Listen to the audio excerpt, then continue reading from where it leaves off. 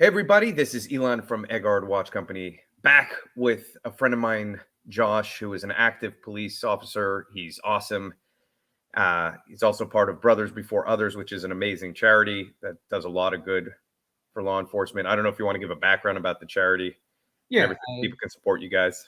yeah, real quick. We were founded in 2014 by retired NYPD police officer Mike Burke. We are comprised completely of active or retired police officers.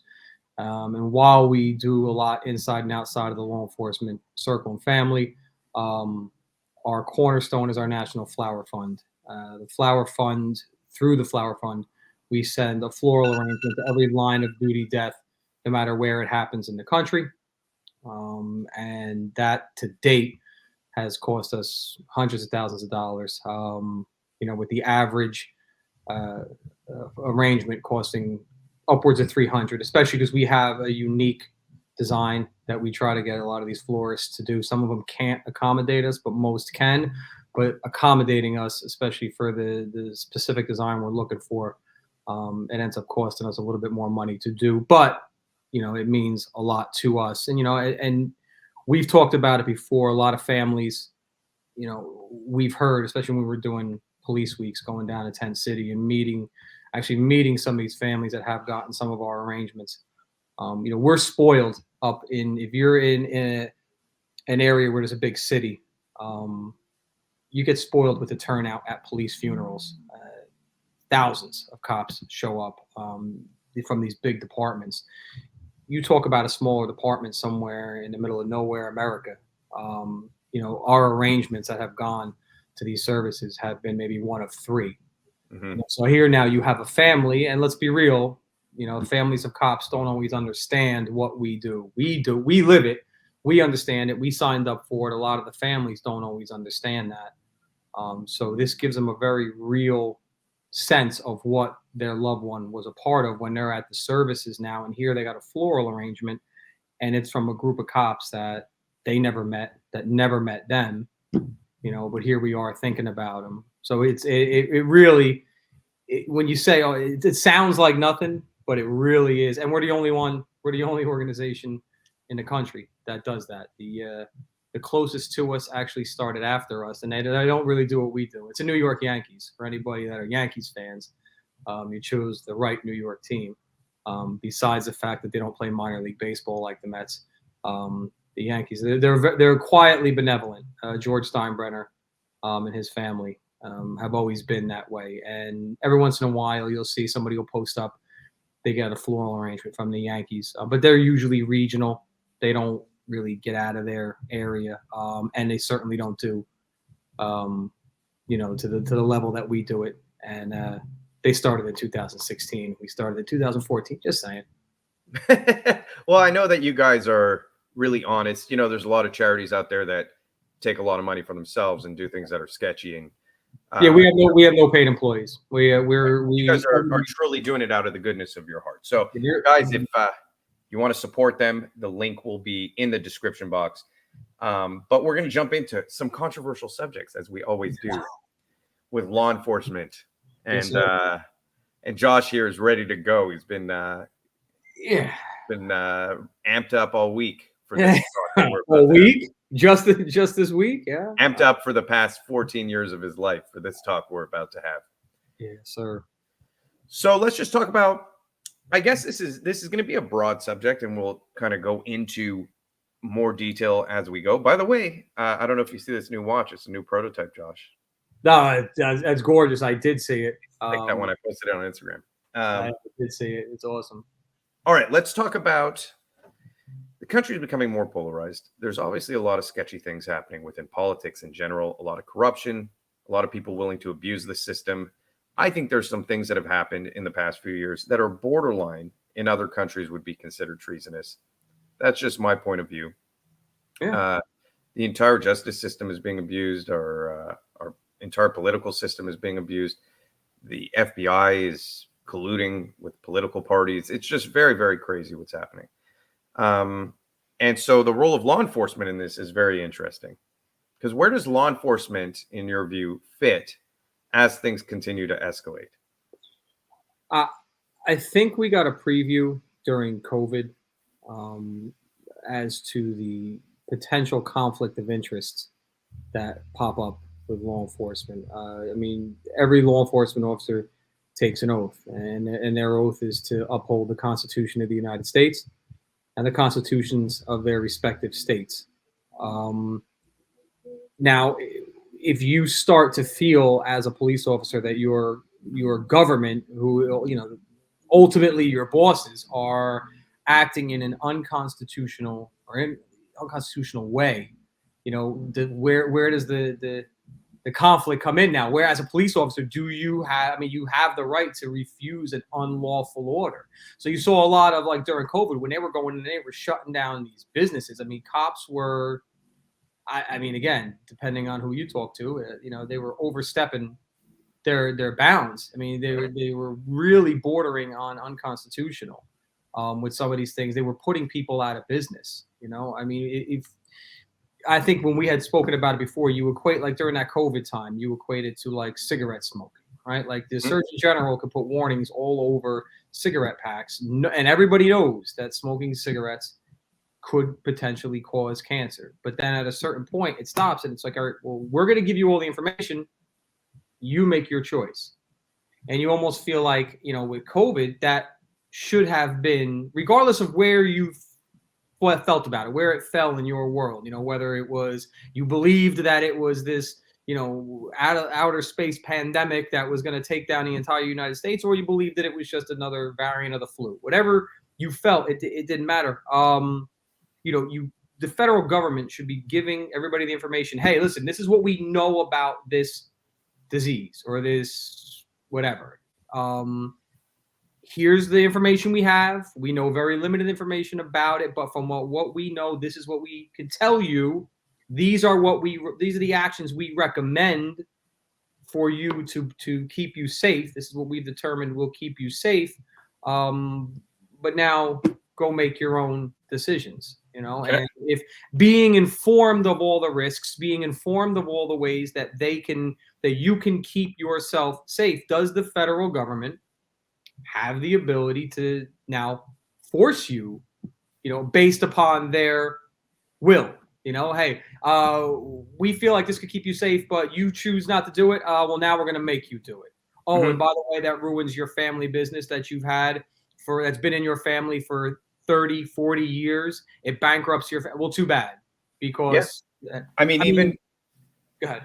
sorry, even with the vaccine mandates, they promised they wouldn't be mandated when they came out. Everyone's like, "You're crazy if you think the government would force you to get vaccines," and that's literally what just happened within a couple months after the vaccines being out. But more so, I think that you have less compliance when the government tries to force you to do something. Of If the course. government came out, let's say there was a virus that had a 90% kill rate, right? Let's say it was as bad as people feared when it first started, 50 to 9. Okay. Nobody knew anything. We thought maybe 15% of people are dying who get it, 10%. We didn't know that it was like 1%. They were all elderly and that they were, comorbidities. But let's say it was 90%. Let's do a worst case scenario. And the government came out and said, hey guys, this virus kills 90% of people who get it. It's messed up. Thousands, if not millions of people are going to die if you guys don't self isolate. People would self isolate, and the ones who didn't would die, and it would solve itself. That's Yep. the truth. If people were like, I still want to go work, they wouldn't spread it to anyone, because if I knew there was a virus that genuinely had a 90% kill rate out there, I would stay home. I'd wait for it to pass. I would do what the recommended government restrictions are, because 90% of people who get it were dying. But we very quickly found out there was a lot of compliance at first. The government didn't need to do much. When no one knew the information, even the government didn't know, in all fairness, most people complied. Most people were like, I'll stay at home for a month. I have Yeah, no the problem with it. 2 weeks to flatten the curve, right? And that Yeah, and was then it. it turned Everybody into was a good. month, into a Yep. year, into we're going to force you to take vaccines. And as that was happening, we got more information that it was less deadly and less contagious and less dangerous consistently for certain age groups, for certain this. And then they kept trying to push more restrictions, more mandates, and more control while losing the information battle, which was telling everyone that whatever you're trying to do is not actually right. And the data now supports that. And then hiding information about the side effects of the vaccines and all this stuff, regardless of how people feel about that. Numerous side effects have been reported since, and they just kept telling us, "Oh, they're completely safe. They're completely safe." It's like, okay, all right, Yeah. keep going. Sorry, I just wanted to give my No, little. I don't know. That's And that's what I'm saying. Like, so if you now, as a police officer, start to you're seeing all of this, and your leadership is ordering you to shut these people down. I can't help but see there's a conflict of interest there. If you start to determine things are unconstitutional, there's a conflict of interest there. And I think you brought up something really interesting was they didn't get the kind of, again, depending on how tight you want to put your tinfoil hat, let's go the other direction and say that the complete polar opposite of COVID being 100% real, everything being on the level, and they were just doing the best that they could with the information that they had, and that's one end. Let's go the other end and say that COVID was really a psyop, right? And they just wanted to see, hey, what kind of compliance could we get from people under whatever circumstances, just voluntary compliance. And I think you're right. I think they didn't get. I think they got more than they could have hoped for. I think they probably outperformed what they expected, but I don't think they got what they wanted. I don't think they got the level that they wanted, which, again, if you were going to go down to the next step, it explains why they want everything digitized. They want everything electronic. They want everything, even with the vehicles, right? Like, so if I want you to stay home, right. Yeah. If I want you to stay home and I don't want you to go out and I don't want you to travel and I ask you to do that and you're like, nah, fuck that. I'm going. You can't stop me. I'm going. I got my car, get it, fuel it up. I'm out. Try to stop me. What are you going to do? Well, now if your car is electric and it's reliant on a grid, I flick a switch. Guess where you're going? Nowhere. Nowhere. You ain't going nowhere. And, more importantly, you start to really go down that rabbit hole, like, because it is ultimately all about control. You start to go down that rabbit hole and you're like, all right, so you're going to have vehicles that are on a power grid. Okay. So we believe now that the majority of America, which is, just suffering now financially, if you are not one of the elites in this caste system, just, disguised as a republic, if you are not one of the elites, you're struggling now on some level. The cost of living for everybody has gone up on every level. We were talking about the spicy chicken sandwiches. 2 spicy chicken sandwiches and a bottle of water cost me $20. Bro, that's real life. Like, this should not be. So the cost of living is going. But wait. How good were those chicken sandwiches, though? They were delicious. They were delicious, but that doesn't count. Were they worth $20? Well, maybe. I don't know. We'll see. Maybe. But you go, look at this from a logical standpoint. Do the people that are focused on electric vehicles just by itself, do the people that are advocating for that, do they really believe that everybody in America is going to be able to afford an electric vehicle? Do they believe that we have an electricity grid that is going to be able to support every single person you see that has a car is going to be able to have one just electric if they want? Eventually, though.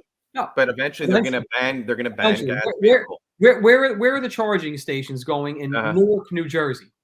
Yeah. Where are the charging stations going in Camden, Irvington, Patterson? You can barely keep houses standing in cities that are struggling with crime.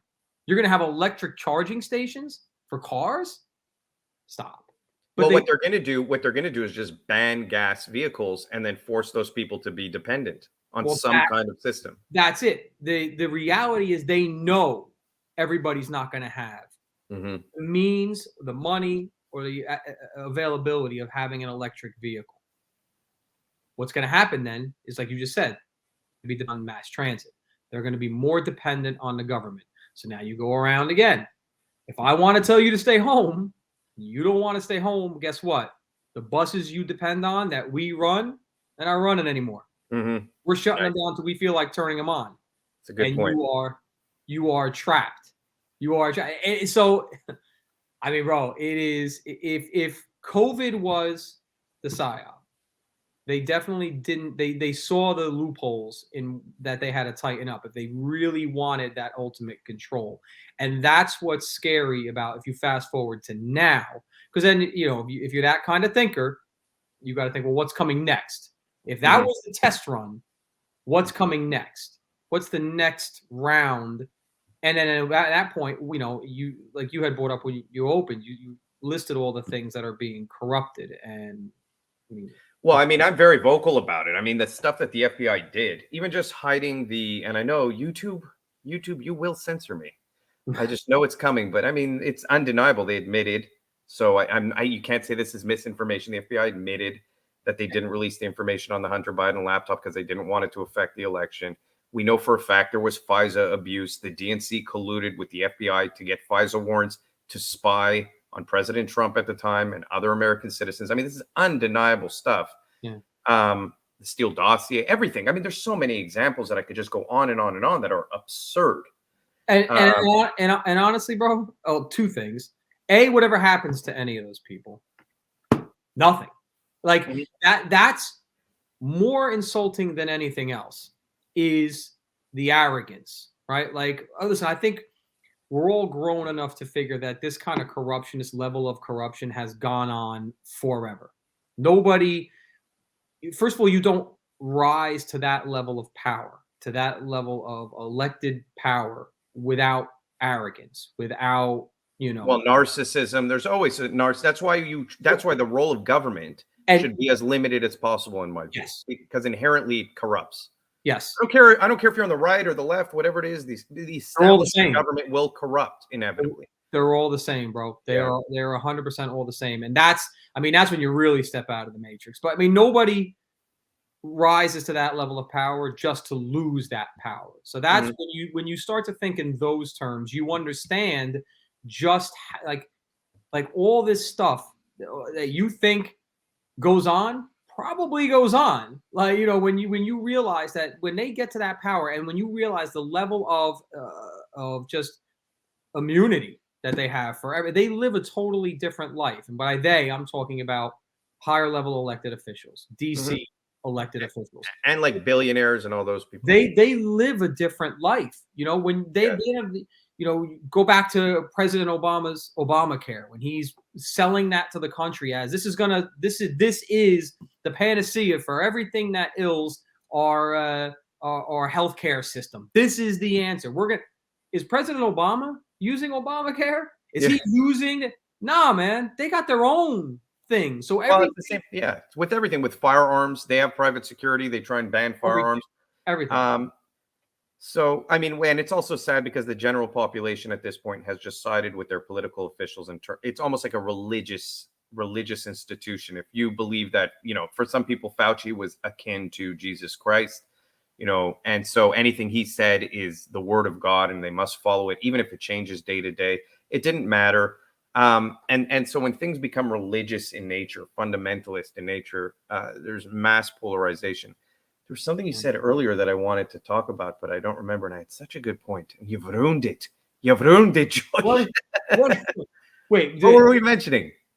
Oh, well, one thing I want to say, which is interesting, is where things are going. You look at modes of control, and I'm a huge fan of technology, but technology is just advancing far too quick for our ability to cope with it. Well, Uh, technology blew the whole thing up. Technology blew this all up. This has been going on forever, right? So you start to even go back. Don't even have to go that far in the past. Go back to W. Bush.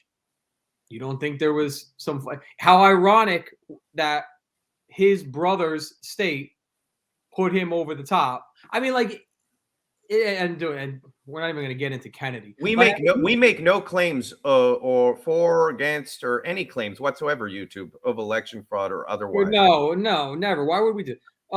These things have gone on forever, but like you were just saying, like technology has made it so hard to hide now, right? So like closed door meetings used to be closed door meetings, and the average everyday citizen would find out what the government wanted them to find out weeks to months later after that information was filtered, edited, everybody got on the same page, they had time because there wasn't this technology that we have now. I mean, now closed doors meetings, things are being tweeted out from these meetings that are supposed to be closed. Information is out before these meetings even adjourn. So it's getting so much harder for these people that are corrupt and these people that have been doing the same thing that's been going on forever. It's getting so much harder for them to hide now. So they've now, if you notice, they don't even try to hide anymore. They don't need to hide anymore, though. That's the truth. It's just arrogance. Like, yeah, this Yeah. is the way it is. Joe Biden is a well-meaning elderly old man that just, you know, he doesn't know where he left those papers. He's just, you know, he's got a compromised memory. They even say he does know that he had confidential information. It doesn't matter because he's now too old, so his memory is compromised pretty much. Oh, listen, well, I mean, and again, it's they're acting like anything that Joe Biden did is something that anything that all of them haven't done. They all do the same thing, but what I wanted to say was this about technology: that technology is advancing too fast for our ability to deal with it. Meaning that we have things like AI that are advancing super quick. We have the new like Apple augmented reality goggles. Everything is becoming augmented reality, robotics, and AI to the point where any information that's distributed, just deep fake technology and AI technology alone has become so advanced that I could show you videos of politicians doing anything. You wouldn't know if it's true or not. Yeah. It's getting to the point where it will be impossible to. So our ability to know truth has decayed already just because of the way things are going, but will decay to the point where there will be no way to know what's true and what's not true because the amount of fake content that could go out that is indistinguishable from reality will be immense. And so there could just be constantly these propaganda campaigns that just keep happening and happening and happening. We wouldn't know what's real or what's not. And I think that's part of it is to, and they've succeeded in this, and this is very tragic. They've succeeded in breaking down our ability to trust information. And once that happens, you have to force yourself to trust one side or the other, which is why we're in this polarized state, because it puts you into a position where you go, I can't trust anything, but I have to trust someone. And so I'm going to trust these people because at least their message aligns with my perspective of the world more. But, you know, it's really scary where the world's going. People are going to self-isolate just by nature of these tools, virtual reality, augmented reality, AI. You won't even have to have a Netflix. You know, the new technology for making films right now that just got released. There's this new app, text to video, is fully photorealistic, can make videos for you. In no time, you'll be able to just say, I want a movie about a kid who has a pet elephant that flies and is a super genius. And I want it to be an hour and a half long. And I want it to make me cry at the end. And AI will generate your own custom movie for you based on what you're interested in seeing. Eventually, you won't even have to type that. It'll just know what you want to see and do it for you. And then you'll have virtual reality goggles. And you're watching a movie in VR that's entirely all-encompassing. You'll never leave. That will be your life. So that's where we're headed. Crazy. Hopefully not in my lifetime. I think it's coming. I'll be amazed if we get out of 2024. Let's just clear 2024 first. The things are going to get. I mean, it's scary, you know. And again, I don't support any candidate right now. I really don't. Honestly, I don't, because I'm in this mindset where they're all the same. They're all in the same. It's almost like a George Carlin. Not quite to the George Carlin level, but I'm getting close. You know, where Carlin always said he argued with people that say, well, you have to vote because if you don't vote, then you don't have the right to complain about it because you're not participating in the system. He goes, well, I look at it the other way. He goes, I don't vote. So when all this stuff goes crazy, you can't blame me. I had nothing to do with it. I had nothing to do with the mess that you see in front of you. You voted for this guy. You put him in. This is your mess. I was at home. I didn't have anything to do with it. They're all the same. I'm really in this cynical place where, you know, it's like a caste system. You know, they're all elites, and they're playing. You got to have faith. You got to have faith that the American people and the American spirit can overcome anything. I do. I do. I mean, I do, and I think, you know, I have this talk with my kids, and I have a 20-year-old and a 16-year-old. Pray for me. You know, and they're existing in this generation that is, you know, there's a lot of that, what is it, that FOMO. There's a lot of fear missing out with these kids. There's a lot of things that they participate in. There's a lot of things that, you know, and I don't know if it was you I was talking to. I saw something about these protests that have been going on around the city, and how illogical they are. Like when you hear the stuff that's coming out of these kids' mouths, I mean, I'm getting lectured by a 22-year-old who lives in Princeton Junction, where the median household income is almost $500,000 and the average household cost is almost $1 million, and the population is 90% white, and he's lecturing me about equity. Like, make that make sense to me, right? Yeah, I love, but that's then, what it is, man. It's the funniest thing in the world. I saw the other day, Kennedy set the world on fire by choosing a red campaign hat. It like his followers like went bananas. It blew their mind as they started associating him with Trump. And then he turned into this thing where, well, Trump's really funding you, and you're just there to. And I follow this logic with me. And this is the stuff that these kids are saying, which I had to sit there and I'm scratching my head, but they don't even know anymore. And it's to your point, like they don't even live in reality. Like they're in this, like, I don't even know. So Kennedy, simply by having a red hat, right, is now linked to Trump. Again, keep in mind, this is the kids' logic. So this is not my logic.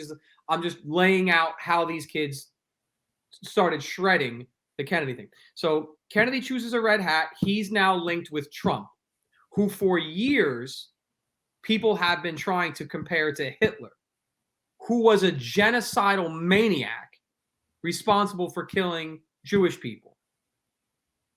And killing gypsies and handicapped people, yeah. While doing that, so now again, Kennedy linked to Trump. Trump is allegedly the second round of Hitler, responsible for killing Jewish people. They were accusing Kennedy of being a Zionist. Zionist, by definition, is somebody who protects the Jewish state. Yes. What are we doing? They actually got to that conclusion? Bro, it is, these kids are, and it's all it is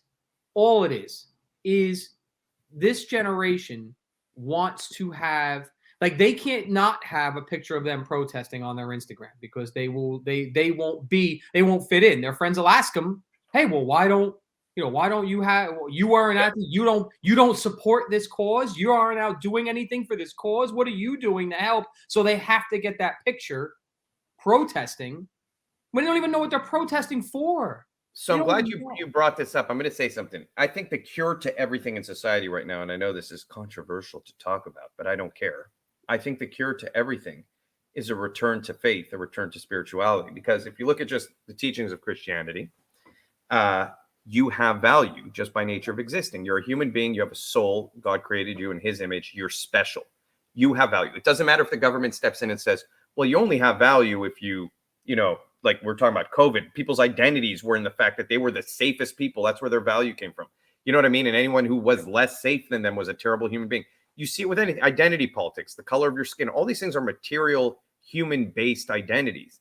But when you have an identity bigger than all that, the government can't control you. It's why the first thing that Marxist states do is destroy faith. And that's actually, there's been an attack by the government to destroy faith here. And so I think the cure to it, a lot of them. You saw that during COVID.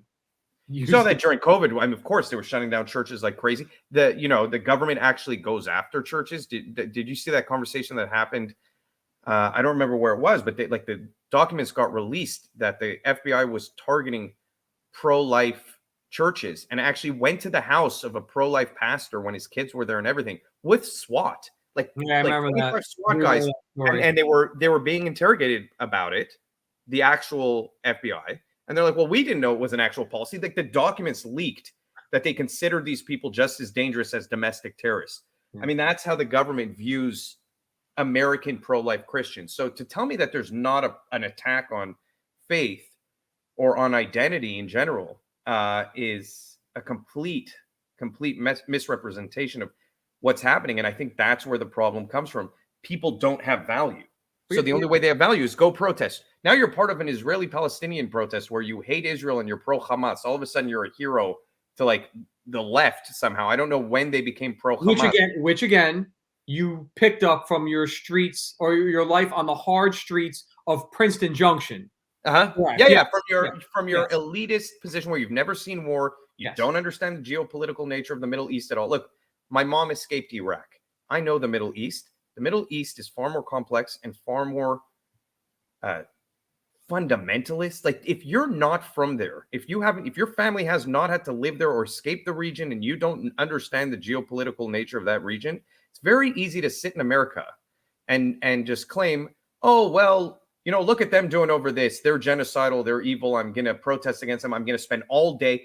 These people are more angry than Palestinians or Israelis. That's the fascinating thing to me. These kids protesting, they're more angry and outraged than the people actually going through it, which is the weirdest thing in the world. No skin in the game. No skin in the game. Right. No skin in the game, but they're angrier than the average Palestinian you talk to and the average Israeli you talk to, which is just fascinating because their entire identity is in this cause. Their entire identity 2 weeks ago was in transgenderism. The entire identity 2 weeks before that was in COVID. The entire identity before that was in BLM. The entire identity and in Ukraine. How many? Ukraine was their entire identity. Yes. How many Ukraine pins do you see floating around? Ukraine just fell off. That whole Ponzi scheme, money laundering thing that's going on, that just disappeared off the grid. Nobody's walking around. Like, where did that go? Right, that's still going on by every report that I would. Where did that go? It's not popular anymore. They're on now, like you said, to the Israeli-Palestinian. And by the way, the second that there's a new cause that's more that they're told is more important. I mean, the great hypocrisy here is that if you look like the Israeli-Palestinian conflict, tragic, but we're talking at most the so-called genocide, 30,000 people, many of which are Hamas soldiers. So let's just say that is the number, right? Let's trust the Gaza Ministry of Health. We're talking about millions have died in the Middle East outside of that specific conflict, just from Sunni Shia violence. Yep. If you look in Yemen, 80% of the population is starving. They have Houthi pirates controlling the sea. Like, these are crazy things. Iran oppresses its own population. Syria killed 500,000 people, has Palestinians, which supposedly people care about, in concentration camps and starved them, 5,000. I mean, so just the nature of the things that people choose to be outraged against while ignoring far worse tragedies that are happening right next door. You see it with everything. The outrage over police was entirely hypocritical. Yep. They were going nuts against the police. But the second any of them had a problem, who did they call? They called the police. Right. The great hypocrisy there is so astonishing. If you hate the police that much, you believe they're a white supremacist organization. Even the black police officers somehow are white supremacists. Yeah. That's what you believe. You believe they're killing people en masse, yet you're still calling them when you have a problem. Right. Yeah. I mean, and that is, we've been talking about that for years. That's the absurdity of the bias against law enforcement. But it's nuts. Law enforcement as the demographics of law enforcement have never been more diverse. So to make a blanket statement that a law enforcement as a collective is inherently racist is, make that make sense. To any police officer who is not white. I get called a white supremacist all the time. I get called a white for the things my I got called a white supremacist for standing up for biological women in sports. I don't understand the connection between race and white supremacy and standing up for biological women in sports, or not putting biological men in prison with women because they identify. The other thing that people have become very, very good at nowadays when it comes to arguing, because there is no more the word is not peaceful arguing. Like, you can't peacefully disagree anymore. So the way all disagreements philosophically end up in some kind of a heated argument nowadays. And the way they shut you down is just that they don't have to make sense, but they have certain things they know they can accuse you as a functional adult in society, just trying to make your way.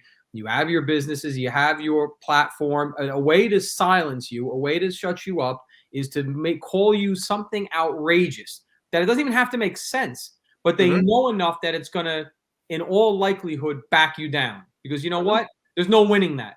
It just shuts down any type of, if we were talking right now and we disagreed and I said to you, well, you're racist, all of a sudden the whole debate is just, it's done. It's over, because now I either have to defend it and it's crazy because I cannot tell you how many elitist white dudes specifically, because this is they're like leftist elitist white dudes who have no religion, no nothing, talk to me and within a minute tell me I don't understand what racism is. I don't understand what bigotry is. Keep in mind, I'm a first generation American.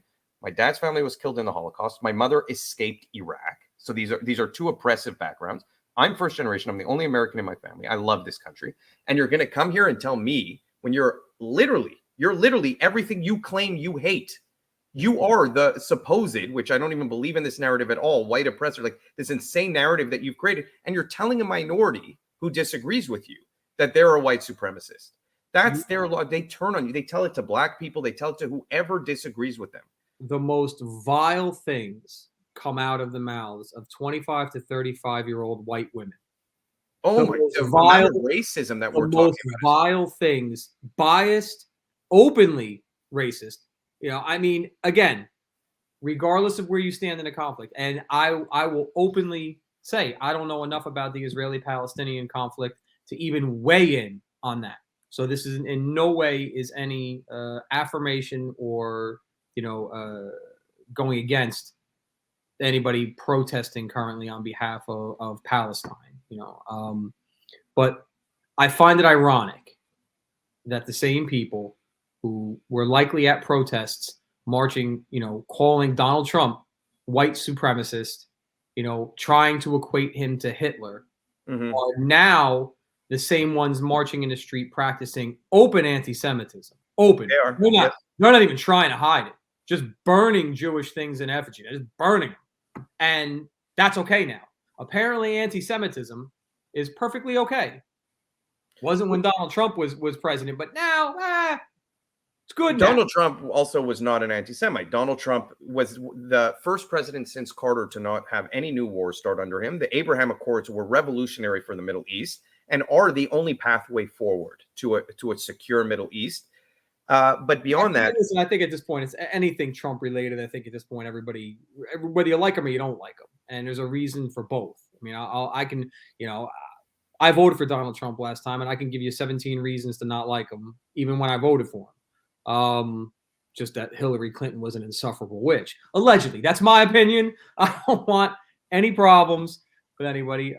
Hillary Clinton was the worst candidate ever in the history of ever, other than maybe Mike Dukakis, but Dukakis just ran up against a juggernaut. There was that. I don't think it was as bad. It wasn't that Dukakis was so bad. It was just Reagan was so good.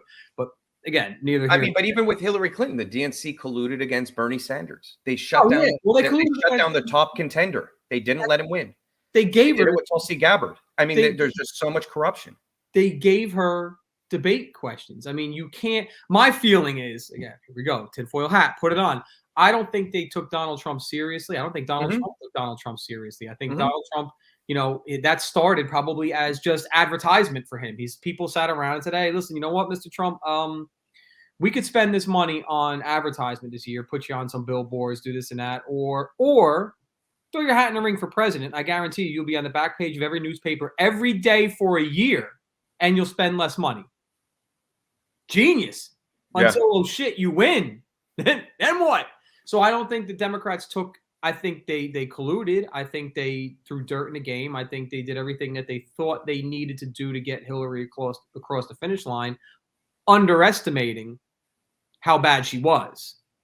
And then when they lost, I think that's why you saw the level of just flagrant. I mean, I don't know what word you want to use, so I'll stop short of saying corruption, but just flagrant tinkering that you saw in 2020. I mean, I think at this point, listen, there is no living former president walking this earth more popular across the board than Barack Obama. I mean, he is the most recognizable, the most popular, and you want me to believe that a man who, even back in 2020, was mentally impacted, I'll say. I think everybody knew that Joe Biden, who campaigned against Donald Trump, was not quirky Uncle Joe that was serving as vice president for Barack Obama. He had lost a lot more than one or two steps. Everybody knew that. Everybody saw that. But you want me to believe that him, paired with a woman who couldn't poll double digits on her own when she was running for president and couldn't even win her own state, they are tens of millions more popular, tens of millions of votes more popular than Barack Obama? Stop. Nobody believes that. Not even they believe that. Just stop. Well, what they do, what is possible is that people didn't vote for Joe Biden, which I believe, actually. I don't think anyone voted for Joe Biden. I think Trump was so popular on both sides, both hated and loved, that people voted against Trump. The Well, that's election, my point. you could have put a wooden log. You could have literally put a wooden log, and it would have gotten tens of millions of votes because people hated Donald Trump. Like you said, they believe he's Hitler. It's crazy. Yeah, I don't necessarily know. I'm not going to talk about election fraud because YouTube will shut this channel down. I didn't say fraud. I said tinkering. I didn't Yeah. say. I didn't We're say. not even implying anything. What you're implying, what you're trying to say, is that there was obvious things that happened, like the Hunter Biden laptop, like social media, like Zuckerberg came out and admitted it. There was obvious involvement. There were obvious, Josh. Yes, sir. Yeah, there was obvious. Listen, we can't talk about it. We're not. I'm telling you, my channel will just be shut down. The thing, but it rings true. I don't believe that this is the first. You think that's the first time this ever had? This has been going on forever, man. This has been going on forever. When you really think of, for the entirety of the United States history, 42 families have controlled it. 42. That's it. 42 families have controlled the United States for the entirety of its history. I mean, again, is that a democracy? Yeah, I mean, I guess. If Hillary had won, the same 3 families would have controlled the United States for 32 years. Does that sound? I mean, that sound like a democracy to you? I mean, there's only 3 families in over 30 years that are capable of running the United States of America.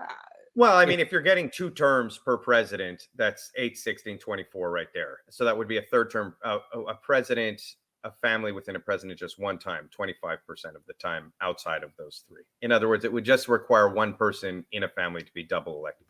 Listen, I'm going to have to cut this entire segment out. He's not going to let it. They'll shut down the channel, unfortunately. Yeah, dude, especially when listen, I'm the one that called Hillary an insufferable witch. I might not even be around to see this thing posted. Yeah, you got to keep an eye on me. We gotta cut this out. No, because anything to do, even hinting at election fraud, they'll literally just close my channel. Yeah, I mean, I don't think anything that's going on. I think it has been going on forever, and I think that's the big thing for people to remember. We're not in unprecedented times. It's just that we have unprecedented access. Everything that's been going on has been going on forever. I mean, listen, even the protests.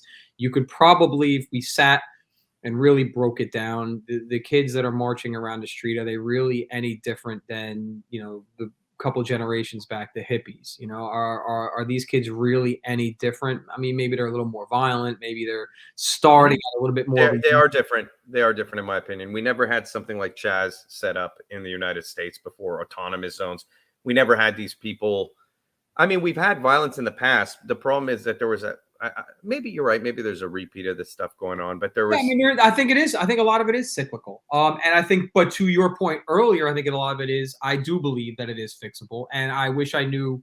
I heard it, and it was one of those things where, because again, I try not to watch the news anymore. I just can't. I found that cutting all news, because there's so little just reporting anymore. Everything's opinion based. Agenda based. There's very little reporting. So I found cutting the news out. I mean, yeah, I'm a little less informed. I kind of find things out. But you're way happier. Way happier, bro. Because you get bombarded. And you could see how these kids, talking about, my daughters, you could see how this generation is just, I mean, listen, but they're malleable still at that age, right? So you ask yourself, why did Nancy Pelosi want to lower the voting age to 16? What do you think? She really thinks these kids are that intelligent that they can process higher level thinking? No, man. They're malleable. They could be told what to do via TikTok and promise them, a couple new filters that'll make their pictures look better on their Instagram. And these kids will vote for Mickey Mouse. They don't, they'll do anything. And I don't know, dude. It's cyclical. It's fixable. I believe it. I heard it. Like I said, I overheard a politician or an analyst had said that, that's the beauty of this country, is it is fixable, and, it can be fixed essentially overnight. It just takes the right mindset of the people. Like, it's not, if you're waiting for a suit, if you're waiting for a politician to come in and fix all of the world's problems, it's never going to happen, and I think of one of the old Reagan interviews when he was on Johnny Carson, and he had said something along the lines, the fact that, the country operates despite the government. That's a great quote. Despite and I forget what, it was a longer quote, but that was the crux of it, and it's the truth. You look at our current times and how bipolar, literally and figuratively, our government is. You even facing the prospect of having Donald Trump for a second, you're swinging from one end of the spectrum to the other end of the spectrum, and all you're really doing, you're still going to have half the country activated and angry. You're just swapping the players, but you're creating this, it's like manic depressive. You're going back and forth and back and forth, but every day, and I don't care who you are. For media clicks, you might say something different, but the reality is the majority of people that you run into on a day-to-day basis in this country are good people. They're good people. 100%. And I think that that is a testament. That more than anything else is a testament to how great this country is. It's in, no matter how chaotic things are right now, undeniably on a political level above and out of our control, the day-to-day people are still keeping this thing afloat. It's not the government keeping this thing afloat. The government actually is taking action. I know you didn't want to touch on the border, but the government is actually taking action to sink this thing. We're keeping it afloat. The people are keeping it afloat. So it is fixable. We just have to all get on the same page, which again is what the elites don't want. But we all just have to get on the same page. Make smart choices.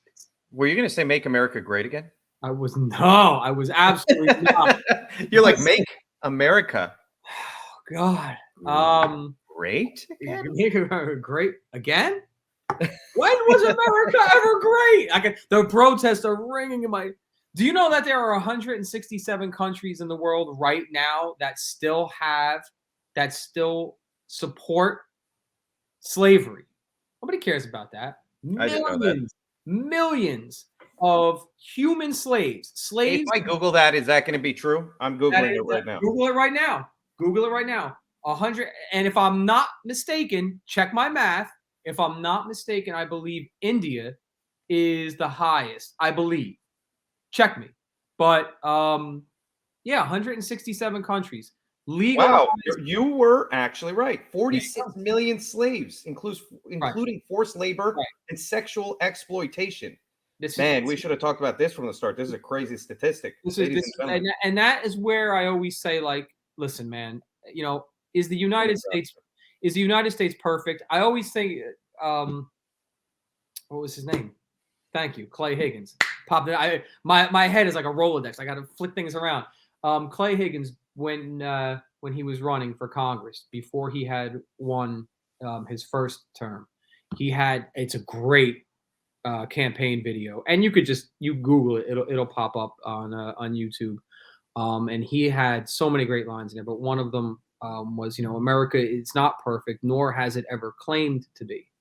That's something that people have to remember. Like this country, like any other country, has sketchy things in its past. It has misguided things in its past. It has periods of just, horrific behavior. Things now, looking back, you'd be like, how the hell did we do this? And use this slavery as an example. But, but then when you look at it in context, say, there were black people that had black slaves, because that at that time was the definition of elite, was to have slaves. And I think Chappelle even does a routine on this, and he even says historically black slave owners were notoriously more vicious than the white slave owners. It was like insanity. I mean, just crazy times. But America, different than any other country, we are constantly evolving and we are constantly improving. And we, as our history went, we were able to recognize the horrors of certain things, and we've corrected. Slavery being a big one, probably the biggest in American history. Huge one. I mean, and that's like, and then you start to dive into the past, like when all these sports teams. That was my big thing during like the whole when Black Lives Matters and that whole push became a social media frenzy, and you saw these sports teams all jumped on that bandwagon. you start to really break down. Like again, I'm a baseball fan, so I started looking down, and I won't ruin it for people by throwing the years in it, but just humor yourselves. Go, look into the civil rights era and look at who the last few teams to integrate were, and then look at how public they were, in support of Black Lives Matters, Well, and look, then so what I'll say is it's just good that we're all headed down a path of agreement. I'm actually scared that we start turning back on this. For a long time, we were headed in the right direction. That now, we're going to Martin Luther King judge you by your character, not by the color of your skin. I think that's just a fundamentally good approach to everything, and I think it's also good to. I have no problem with a lot of people who want to, honor history in a way that says like these are the terrible things that happen. We have to talk about it. We have to be aware of it. Yeah. I'm all for that too. Yeah. I'm not going to get into a debate about education because that's a whole other thing. I do think that some of these things you mean are indoctrination. I mean, no, education. Yeah. education, critical race theories and a whole other debate on itself. I'm not going to get into it. I've been, I've spoken about my views of how critical race theory is implemented. There's a fundamental difference between saying, this is how I feel about the past and we need to talk about the past and all that stuff and acknowledge that there's been tragedies and acknowledge things like slavery versus what critical race theory actively does. But America is a great country, in my opinion. I'll always stand by that. It absolutely is a great country. And it's funny, I have turned to every day, I say, and this went back, I think I'm up to I'm a little over 2 years. It was like not a New Year's resolution, but a couple of years back. I said, you know what? I'm going to put all this, it coincided with the stopping watching the news and all that. I said, you know what? America is a great country. And I'm going to remind myself every day. I don't care. I don't have, some big social media presence. I don't have, any crazy platforms. So when I put stuff on my platforms, 99% of the time, it's just for me. It's just, again, I don't have a huge following. I'm not any kind of influencer or anything like that. So, but every day I wake up and I put the date. Today is the date. And I live in the greatest country in the world. I remind myself every day I do it. It's also a good way of keeping track of what day it is. As you get older, you never forget what day it is. No, but that's a nice thing to do. It starts off your day in a positive way. 100%. I got to wrap this up, brother. We're at 52 minutes. I normally keep these under 40. Oh, all right. Everybody, go and support Brothers Before Others. The link is in the description. Yeah, brothersbeforeothers.org. We're on every platform. Yeah, and we won't talk about it then, but we got some exciting stuff coming up. Yeah, we'll talk about it next time when we have a prototype soon. Yes, sir. All right, brother.